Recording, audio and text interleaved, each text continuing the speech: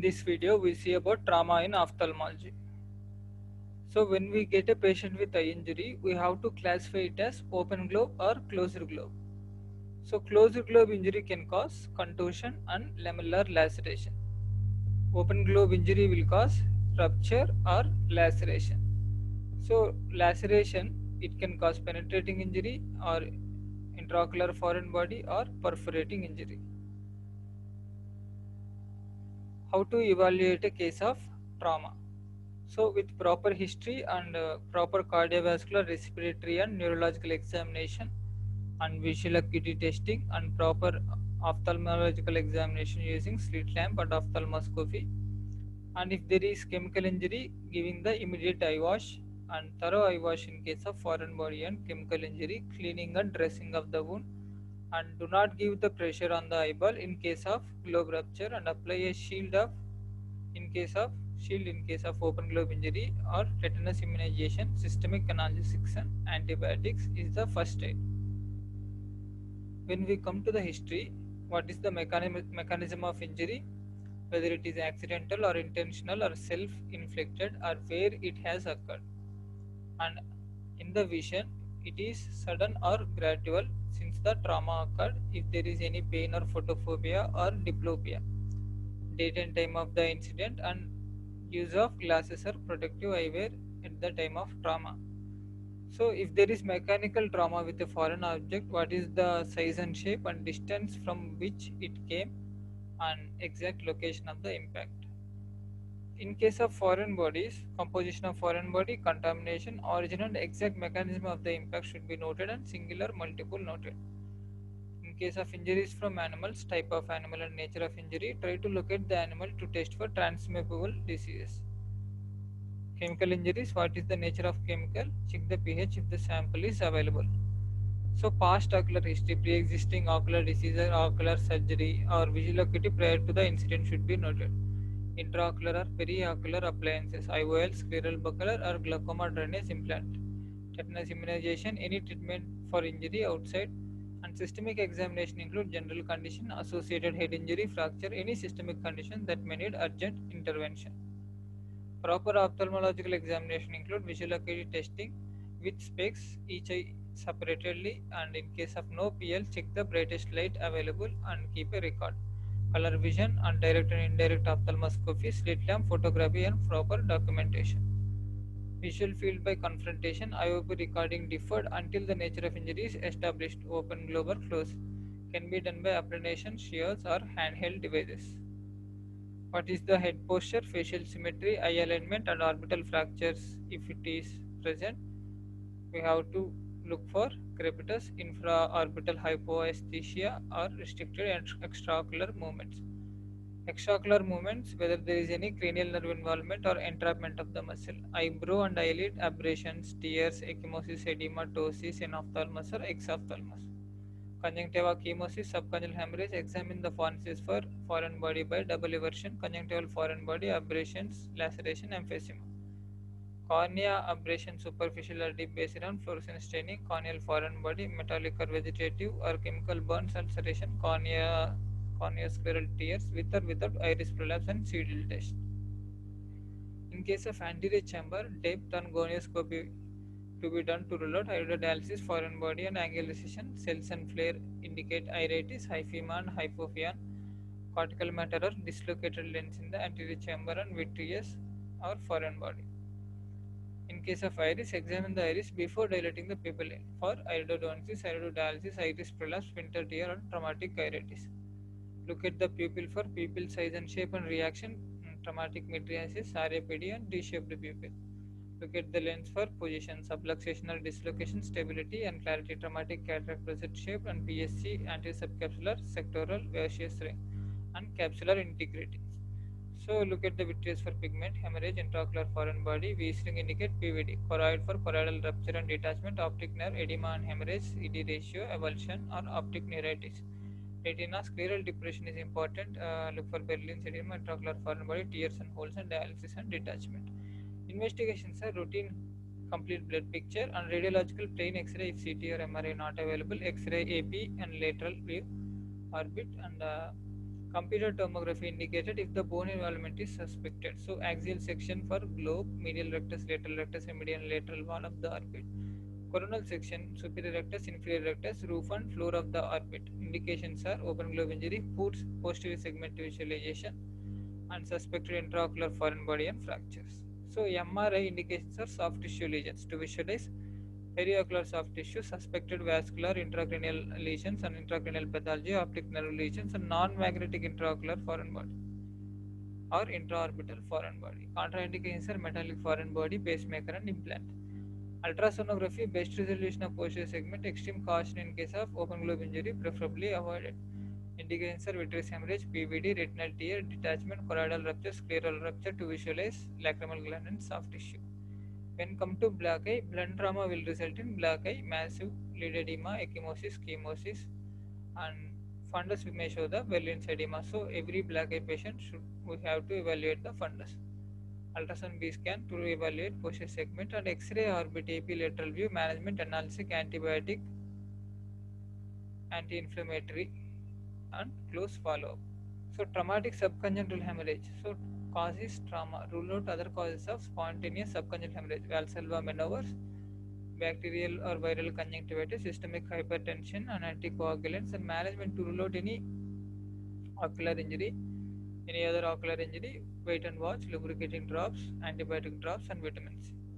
If there is corneal abrasion is most common form of ocular trauma. So causes are foreign body and rubbing, fingernail injury, and thrown object and chemical exposure. Presentation include pain, redness, photophobia, diminution of vision, lid edema, circumcorneal congestion, epithelial defect, fluorescent staining. Treatment include debride any loose epithelium with wet cotton swab, removal of foreign body in the fornices and over the cornea, broad spectrum antibiotics, tear substitutes, and cycloplegics, and patching of the eye is controversial. Avoid in case of vegetative trauma and associated keratitis. Re-examine the patient within 24 hours. So corneal foreign body most common in grinding, drilling, hammering workers, welding workers, and while also driving. Proper history, recorded visual acuity, and eye examination. Rule out intraocular foreign body and deeper injury, and look out for foreign body in the fornices and extents of foreign body in the cornea. CDL test, iritis, AC cells flare, cataractus, change in the lens, and dilated fundoscopy for intraocular foreign body. So if it is superficial, we remove with cotton swab. If it is deep, 26 gauge needle. Metallic foreign body, remove the rusting. Approach the cornea tangentially and antibiotic ointment and cycloplegic if required. Patch the eye for 6 hours. Follow up for 24 hours. After 24 hours and use of dark goggles and very deep foreign body ideal to remove under microscope as suture may be needed if perforation occur. Inform the patient about development of corneal opacity and use of protective eyewear. So traumatic mydriasis is a frequent complication of ocular trauma. Cause include injury to the iris sphincter and dilator muscle and leads to dilation of pupil and paralysis of accommodation. Clinical features dilating pain, watering, photophobia, blurring of vision. Treatment pilocarpine, tinted contact lenses, and surgical repair. Traumatic cataract seen in contusive eye trauma immediately or after years. So mechanism, coup and counter coup injury. Clinical features are associated injuries to other structures, phacodontoses, capsular tear, vitreous prolapse. Most commonly anterior and posterior subcapsular cataract, rosette shape, and predisposition to progress the mature cataract. Management include ultrasound B scan to rule out any retinal detachment, tear, intraocular foreign body in early stages, refraction for advanced cases, phacoemulsification and IOL implantation. Use of capsular hook and CTR in case of capsular instability, and pars plana vitrectomy and lensectomy. Preferable to do posterior capsulotomy and anterior vitrectomy in children to avoid PCO. Early surgery will prevent amblyopia in children, so it is important. So traumatic subluxation of lens. So lens drawn away from the site of genular rupture. AC is asymmetric. Lens may dislocate into AC posteriorly or extruded. Symptoms are diminution of vision, monocular diplopia. Management is spectacles or contact lens, miotics, and mild capsular hook or CTR with phacoemulsification and PCIOL. Severe subluxation, ICC with ACIOL. Severe with vitreous prolapse, PPV plus lensectomy. Lens in the anterior chamber, anti-inflammatory, anti-glaucoma, do not dilate, and lens extraction with ACIOL or SFIOL. Lens in the vitreous cavity, PPV with phaco-fragmentation. Conjunctiva, if there is laceration, we have to suture. If there is subconjunctival hemorrhage, If it is due to local trauma, it is triangular base towards the cornea. If it is due to fracture base, it is triangular apex to the cornea. Local trauma bright red, fracture base dark red. Posterior limit definite in local trauma, fracture base cannot be seen. Hyphema, blood accumulation in the anterior chamber. So clinical features are pain, photophobia, reduced vision, RBs and proteinaceous material in the anterior chamber, and corneal blood staining, IOP variable, high chance of rebleeding after 3 to 5 days. So this is microhyphema, circulating RBCs, and grade 1 is less than one third, grade 2 is one third to half anterior chamber involvement, grade 3 is more than half, grade 4 is total anterior chamber 8 ball hyphema. So management, ultrasound beats control posterior segment involvement, topical prednisolone and cycloplegics and anti-glaucoma medication, wear eye shield, propped up and bed rest, and warning signs of re-bleeding explained to the patient, and daily follow. Surgical intervention, AC wash with or without trabeculectomy, small gauge bimanual vitrectomy, avoid forceful vigorous manipulation. Indication of surgical interventions are corneal blood staining, total hyphema IOP more than 50 mmHg and for more than 5 days, unresolved after 9 days of treatment. Sclera, rupture of sclera. As a result of trauma, intraocular pressure rises, sclera ruptures at its weakest part, that is up and in 2 to 3 mm from the limbus and concentric with it. So in hopeful cases, excise all the prolapsed tissue and suture the wound accurately, close the conjunctiva, give local and general antibiotics. In non-hopeful cases, if the eye is grossly damaged, enucleation is to be done to avoid sympathetic ophthalmitis. Next is laceration of iris. V-shaped tear at the pupil border, no treatment, no mydriatics as they enlarge the tear. Iridodialysis is detachment of iris root from its attachment to the ciliary body. So clinically, uniocular diplopia, signs black area at the periphery of iris with D-shaped pupil and visible red reflex through the black area. Antiflexion of iris or retroflexion. Antiflexion is dilated part is rotated and pigment faces forwards. Retroflexion is iris is driven black and incarcerated between the lens equator and ciliary body. Iridodontitis is traumatic displacement of lens. So tremulous iris, and post-traumatic iridocyclitis may take long course and may lead to atrophic bulbi. Treatment, rest and atropine. If troublesome diplopia, do either suturing of the iris to the sclera or iridectomy or colored contact lens. So treatment, traumatic aniridia, iris is completely torn from the ciliary body and sinks as minute ball to the bottom of the anterior chamber where it is invisible. So ciliary body problems, traumatic spasm of the accommodation with temporary myopia, traumatic paralysis of accommodation with defective near work and suppression of aqueous humor causing traumatic hypotony, and ciliary body injury at the angle with angle recession glaucoma or hyphema, and post-traumatic iridocyclitis may lead to atrophia bulbi. Next is commotion retina. Mechanism is damage to the photoreceptor outer segment and RPE by coup and counter coup injury. So confluent geographic area of retinal whitening in the mid-periphery involving the macula is Berlin edema associated with acute vision loss if macula is involved. So management is rule out other injuries and wait and watch. Next is traumatic vitreous hemorrhage. So sudden punctate web-like floaters will be seen and decreased visual acuity and red color vision. Diagnosis, ophthalmoscopic examination, ultrasound. Mild to moderate vitreous hemorrhage shows the mobile opacity, marked vitreous hemorrhage shows the dense echoes, and positional shifting of the hemorrhage differentiate from RD. Management is closed globe injury with VH, no RD break noted, so bed rest, head evaluation, and re-examination within 2 weeks for resolution or RD. Non-resolving vitreous hemorrhage persisting for 2 to 3 months, we have to do vitrectomy. Associated with RD, early vitrectomy. So complications include secondary open angle glaucoma and hemosiderosis, PVR, and tractional RD.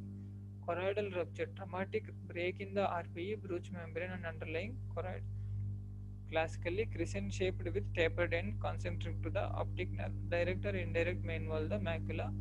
Immediate loss of vision, involvement of macula, or serous detachment or retinal edema or hemorrhage. Late features are ERM, CNVM, serous RD. So management include regular fundus examination 6 monthly to detect CNVM. For CNVM, observation, photocoagulation, photodynamic therapy, anti-VEGF for the treatment. So hemorrhagic choroidal detachment. So associated with accumulation of blood in potential space between choroid and sclera is suprachoroidal hemorrhage, rupture of longer short posterior ciliary artery and ciliary body vessels, associated with penetrating ocular injury, presentation AC shallow or flat, pain, raised IOP, fundus, dark dome-shaped elevation of the retina, choroid loss of red reflex, apex towards the posterior pole. Ultrasonography, non-mobile, flat or dome-shaped echo dense opacities in the suprachoroidal space. Management include associated with globe injury, observe drainage if indicated on day 7 to 14. Traumatic RD. Various predisposing conditions which have common final outcome, that is retinal detachment, are retinal dialysis, giant retinal tears, horseshoe tear, necrotic retinal break, vitreous base avulsion, and traumatic PVD and pars plana tears. Retinal dialysis is dissection of retina from the non-pigmented pars plana epithelium at the ora serrata. Retina remains attached to the vitreous base. Most common location is inferotemporal quadrant, and in traumatic cases superior-nasal quadrant. May remain undiagnosed for longer periods due to minimal symptoms. Giant retinal tears extend from minimum 90 degree or 3 o'clock hours. So typical located in the inferotemporal and supranasal quadrant, associated with posterior vitreous detachment.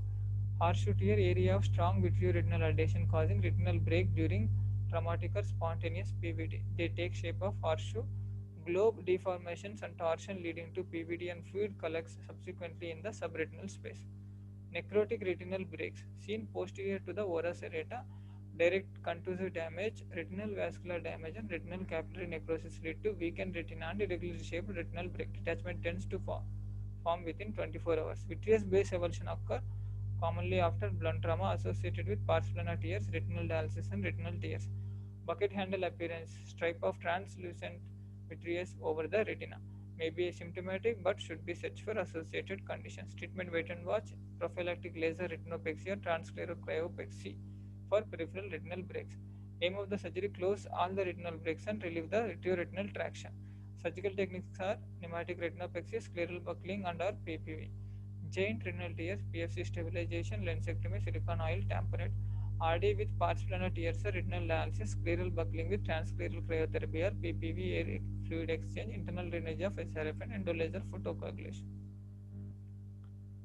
Next is traumatic optic neuropathy. Intracanalicular part is most vulnerable. Mechanism of damage to the optic nerve are direct deformation of skull and optic canal, and shearing of the optic nerve microvasculature, tearing of the nerve axons, and contusion again at the optic canal. Presentation include profound vision loss and loss of central visual acuity, visual field defect, RAPD, color vision defect. Management include CT is gold standard. Observation: high dose corticosteroids IV methylpred 30 mg per kg followed by 15 mg per kg for 6 hourly, and optic canal decompression. So these are the posterior segment complication: commercial retina, choroidal rupture, avulsion of vitreous base and retinal dialysis, equatorial tear, macular hole, and optic neuropathy. Lacrimal apparatus, laceration, displacement, intraocular pressure, traumatic glaucoma or hypotony, extraocular paralytic spin, corneal wound, small, may lead to anterior synechia, may be large or accompanied with prolapse of iris, lens injury may occur. Injuries by sharp instrument: perforating injury, those produced by sharp instruments are knives, scissors, needles, nails. Types: wounds in the lids are sutured, wounds of the conjunctiva sutured, scleral wounds, if large, may lead to prolapse of iris, ciliary body, or choroid. Retinal tear may occur and lead to retinal detachment. So, sympathetic ophthalmitis is bilateral granulomatous panuveitis. Etiology is perforating eye injury with incarceration of uveal tissue in the wound. So, pathogens is some pigment from the uveal tract reach the circulation, antibody will form against, and antibody will reach the blood and reach the both eye where they react with uveal pigment causing uveitis. Clinical picture: 48 weeks after the exciting eye or other eye is sympathizing eye. Prodromal symptoms are better seen in sympathizing eye. Eye become irritable and photophobic. Full picture: bilateral anterior uveitis, which may be milder, severe, and granulomatous. Bilateral multifocal choroiditis and exudative retinal detachment may occur in severe cases. Profile: all hopeless eye injured must be removed, and intraocular foreign body must be removed. If eye is possible to save, all the prolapsed uveal tract must be excised and wound closed with no incarceration. If injured eye is still inflamed 2 weeks after the trauma, we better excise it. If prodromal signs appear in the good eye, exciting eye must be removed. Treatment of established cases: topical treatment of antiviruses with steroids and cycloplegic. Systemic steroids 1 to 2 mg per kg per day. Immunosuppressive therapy may be required. So this is injured eye, this is exciting eye, showing sympathetic ophthalmitis, and nodules in the retina. Chemical injury: eye may be injured by following chemicals: acid, sulfuric and hydrochloric, and alkalis, sodium and potassium hydroxide, ammonia, and other chemicals, phenols, aniline dye, and iodine and benzene. Immediate effects depend on the concentration of chemical agent and duration of exposure. Eyelid burns, dermatitis, conjunctiva hyperemia, chemosis, necrosis, cornea edema, ulceration, necrosis, sloughing, and vascularized scarring on healing. And intraocular changes are hyphema, miosis, and iridocyclitis. Secondary glaucoma. Delayed effects are eyelid shows cicatricial entropy and ectrophy and epiphora. Conjunctiva shows the xerosis, symphefron, and cornea shows the cornealoplasty and ectasia. And intraocular changes are iridocyclitis, secondary glaucoma, atrophic bulbar. So grade in grade 1 is clear cornea, limbal ischemia. Now grade 2 is good prognosis, cornea hazy but visible iris details and with limbal ischemia less than one third. Grade 3 guarded prognosis and hazy cornea with no iris details, limbal ischemia half, one third to half. Grade 4 is very poor prognosis, opaque cornea, limbal ischemia more than half. Treatment: first aid treatment. If chemical substance is known, specific antidote is used to wash the conjunctival sac. Acids: weak alkalines such as sodium bicarbonate. Alkalis: weak acids such as boric acid 4% or milk. Lime: pick with a forceps any remaining particle. Avoid water. Solution of sodium salt of ethylene diamine tetraacetic acid. EDTA: if EDTA not available, start solution of sugar. Iodine: starch or milk or aniline wash with weak solution of alcohol 10% and then use glycerin drops 10%. If chemical substance is unknown or the specific antidote is not available, sterile saline solution and tap water and milk.